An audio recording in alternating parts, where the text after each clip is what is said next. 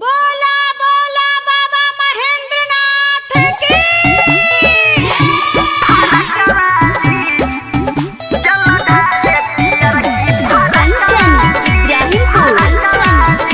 Music by Ravinder Singh.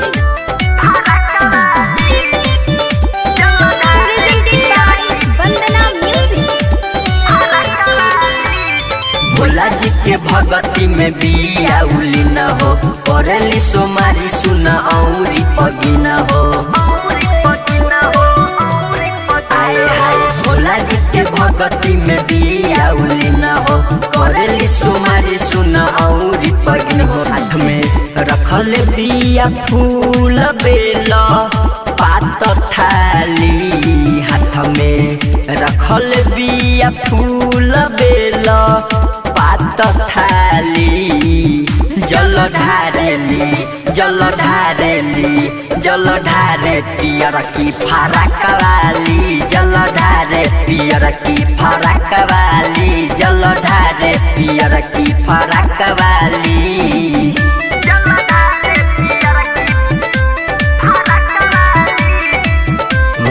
Recording studio गौशाला चौक सीतामढ़ी।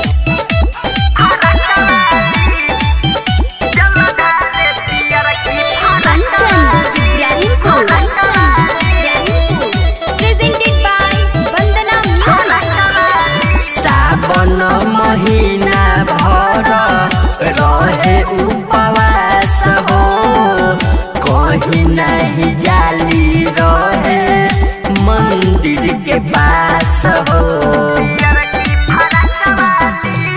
हाँ हाँ सावन महीना भर रहे उपवास हो, कहीं नहीं जाली रहे मंदिर के पास हो।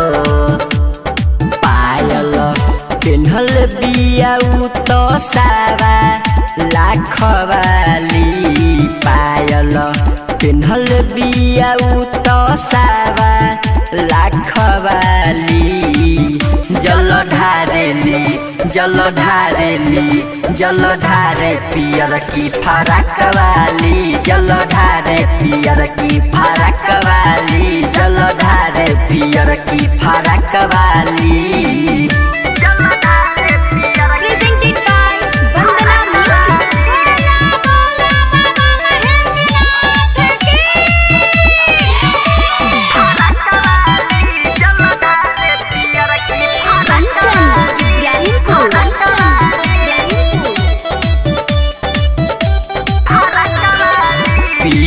परदेसी देखे ढारत ओकर जल हो, भोला दी है सुनर दुल्हा मिली ओकर फल हो।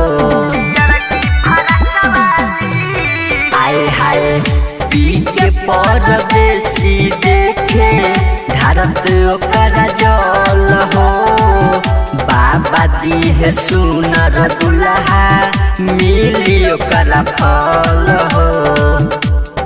कंचन भूषण रविंदर कहे हाली, कंचन भूषण रविंदर कहे हाली। जल ढारेली जल ढारेली जल ढारे पियर की फरक वाली, जल ढारे पियर की फरक वाली, जल ढारे पियर की फरक वाली। रिकॉर्डिंग स्टूडियो गौशाला चौक सीतामढ़ी।